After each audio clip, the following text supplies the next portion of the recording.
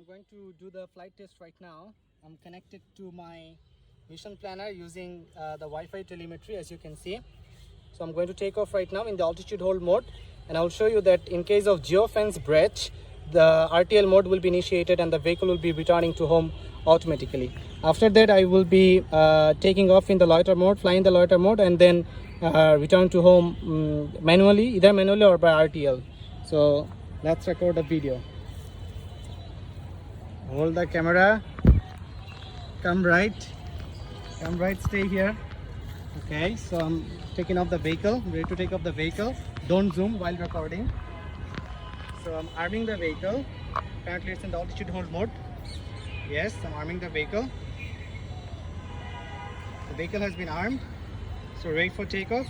As I get my throttle sticks 50%, more than 50%, then the vehicle will start climbing gradually. So I'm doing so.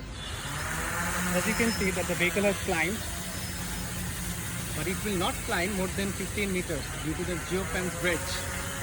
So I'm limiting the altitude, and as you can see, there is a geofence that I've already written to the program, and if it breaches the geofence, if it goes beyond the geofence, then the RTL mode will be initiated. So right now I'd like to test the geofence bridge, if it works. So I'm getting the vehicle near to the geofence boundary, and let's see what happens. You see that the RTL mode has been initiated as the geofence has been breached, and the vehicle is automatically returning to its landing position, to its the position from where it was launched.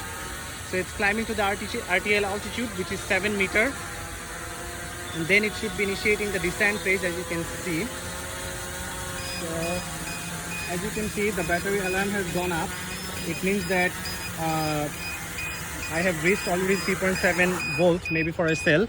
And right now I'll be taking off in the loiter mode and try to land using the RTL or the manual mode.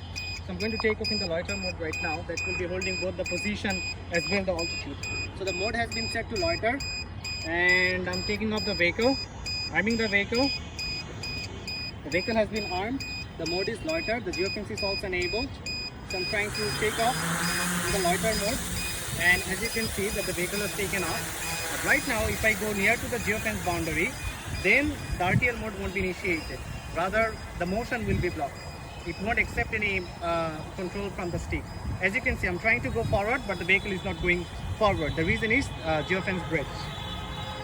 So similarly, I can hover around the place. As you can see, while hovering, it's very important to ensure that the sticks aren't deflected that much sharply. That will eventually ensure a precise control. As you can see, it's not going left anymore because of the geofence bridge maneuver. So in the previous mode, I think you have already seen the geofence bridge option. So and the RTL mode as well. So right now I'm going to show you the RTL mode once again. So I'm going near there. And near the geofence bridge or geofence boundary, and now I will be initiating the RTL mode, and the vehicle will be returning automatically. So I'm reducing the altitude a